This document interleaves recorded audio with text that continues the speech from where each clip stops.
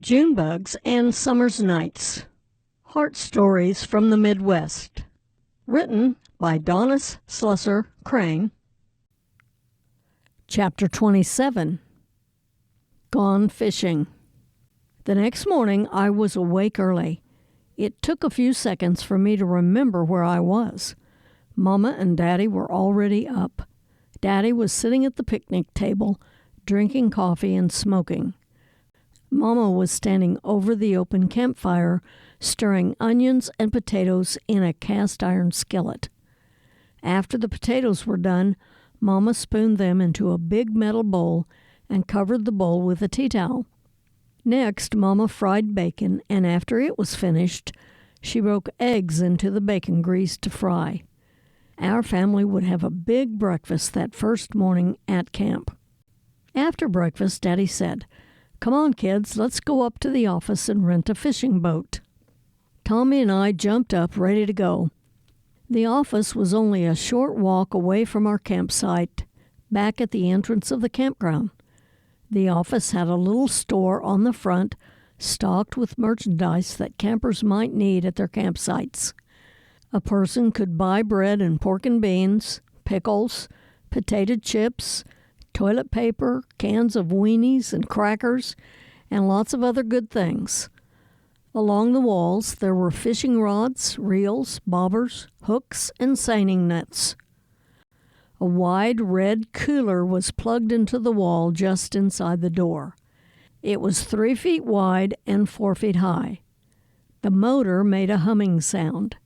There were white letters on it that said Coca-Cola Ice Cold.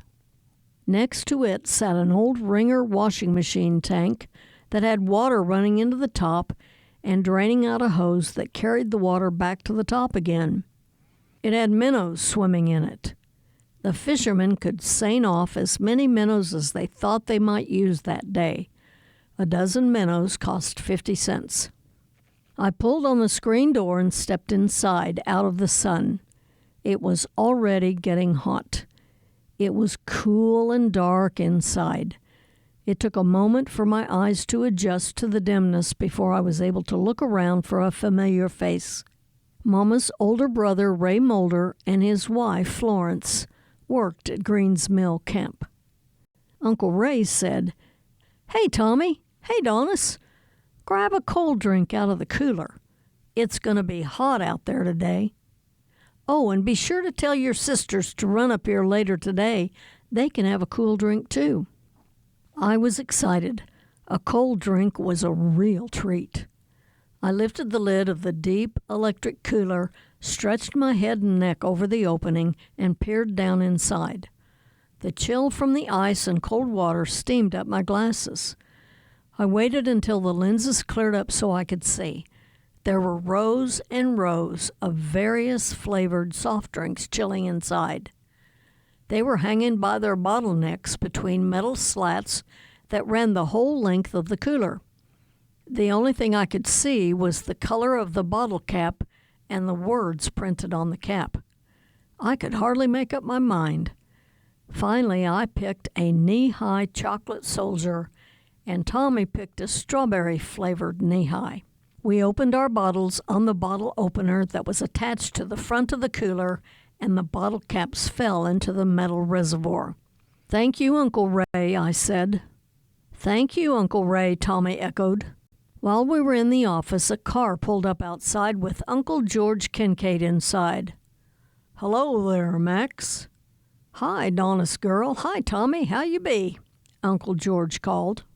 "We're all good, George. We're ready to take some of those big fish out of the lake," said Daddy. Uncle George and Aunt Ruby lived in Max Creek. Aunt Ruby was Mama's sister. Daddy and Uncle George liked to go fishing together on the Lake of the Ozarks. Tommy and I liked to go in the boat too, out on the lake to fish. But today we had plans to fish from the bank with our bamboo poles. We wanted a big mess of sun perch for supper that night. I loved when Momma fried up our fish. Perch was my favorite fish to eat. Sometimes we fished off the dock, but this morning Tommy asked Momma, "Can we go up close to the big bridge and fish? Please, can we?" Mama said, "Okay, but be sure to watch out for each other." Daddy had dug worms out of his garden back home and put some dirt and the worms in an old coffee can and brought it along for fishing. Garden worms made the best bait for sun perch. We stole quietly along the bank, trying not to make a sound. We needed to walk softly so we would not scare the fish away from the bank. Tommy stopped next to a big oak tree. Lonetta sat nearby under a tent of cedar boughs and watched. Tommy baited a hook with a worm and tossed the line into the lake. He had already attached a bobber on the line. The bobber would go under the water whenever a fish took the bait and tried to pull away. I did the same with my bamboo pole and line. Phyllis stayed back at the camp with Momma.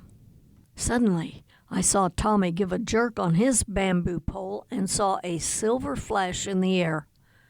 Tommy had hooked a sun perch. It wriggled and gleamed in the sun as Tommy flipped it onto the grassy bank behind him. Lonetta shouted, "Yay, Tommy!" "Shh, Lonetta," Tommy said in a loud whisper. I jumped up and remembered just in time not to shout. It was exciting. Tommy took the hook out of the perch's lip and threaded the metal end of the stringer into its mouth and through its gill. He looped the stringer line over and under, making a loose knot right at the fish's mouth, just like Daddy had taught us. Tommy tossed the end of the stringer with the fish on it back into the water, holding tight to the other end of the stringer line. He put the metal end of the stringer into the ground and laid a big rock on it. The fish would live in the water, hooked to the stringer, until we were ready to leave our fishing for that day. Suddenly, I felt a tug on my line. The tip of my bamboo pole bent almost to the water. I jerked it upward with all my might. A shimmering big fish came up on the end of my line. It struggled and slipped in my hands, but I finally got it off the hook. I had a big perch, even bigger than the one Tommy had caught. I held it up for Tommy to see.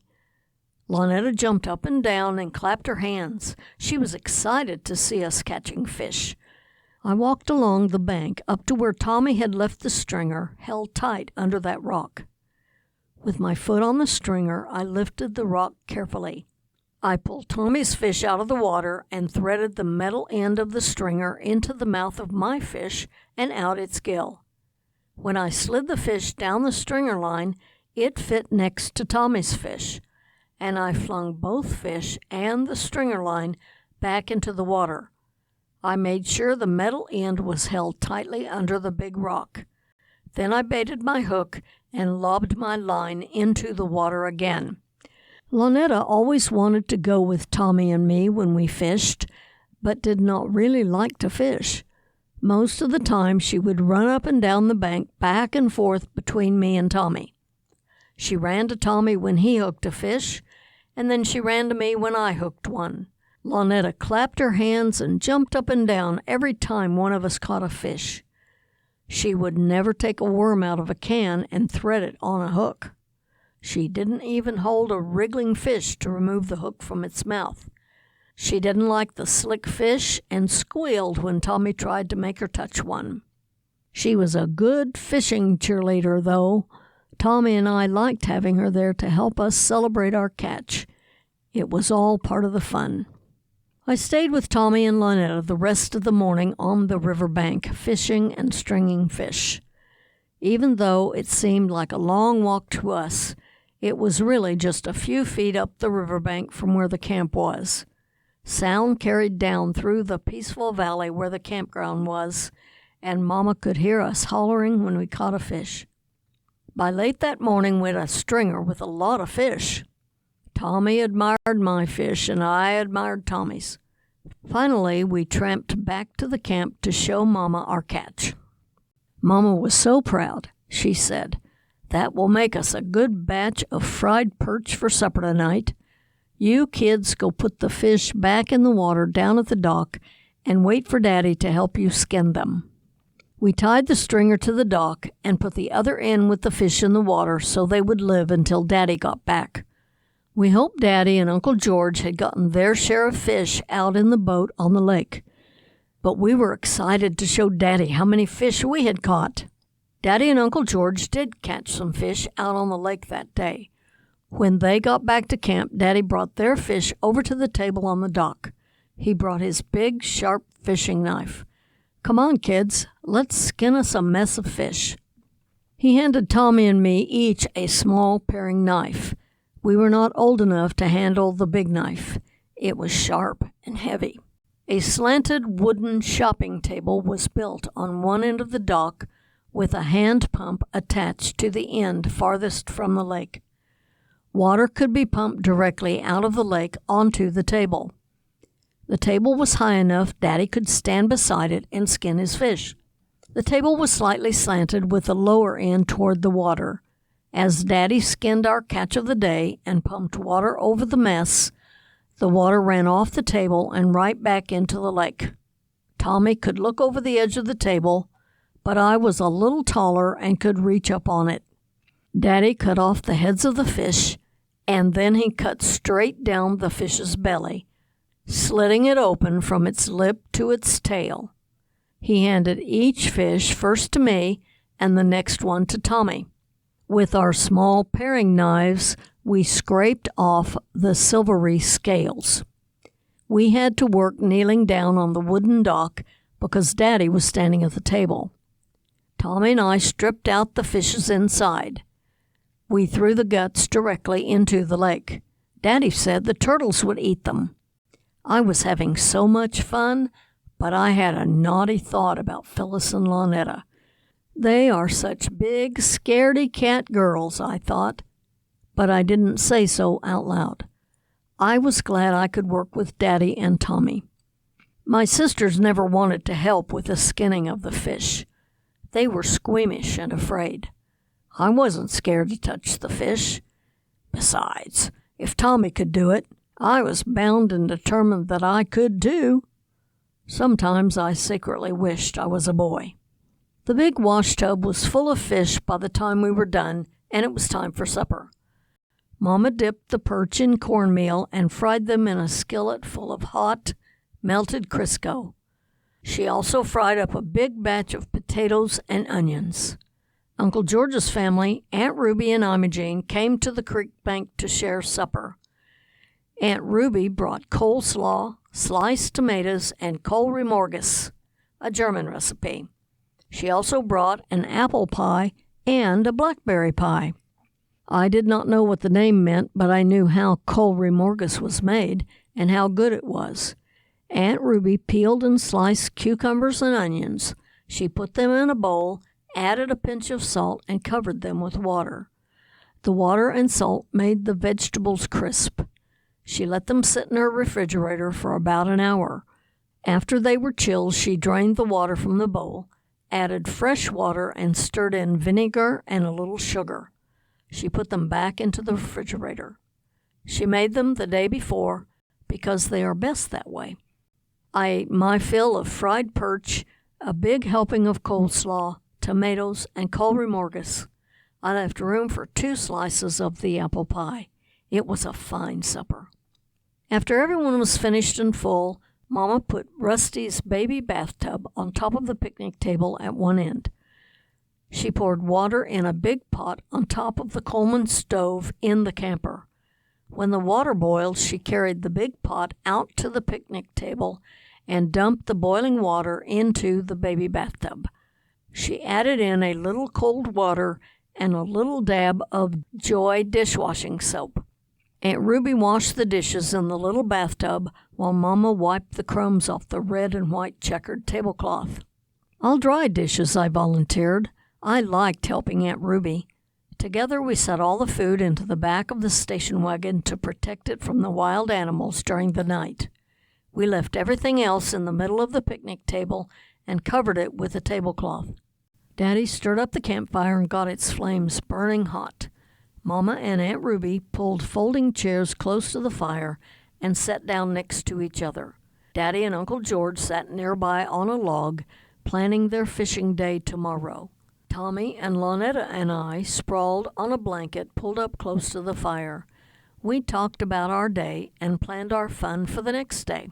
Little Marla and baby Rusty were already asleep in the camper tent. The big girls, Phyllis and Imogene, sat in Daddy's car. They turned the key to auxiliary power and listened to KSSN, the radio station from Little Rock, Arkansas. The sky was ablaze with stars again that night. It looked like a big blanket twinkling over the whole earth, and even with the flames from the campfire, I could see lots of stars. "Look how many there are," I cried. Uncle George said, "There are holes in the streets of heaven, and the light shines through the holes. We can see the light down here on earth. They are the stars."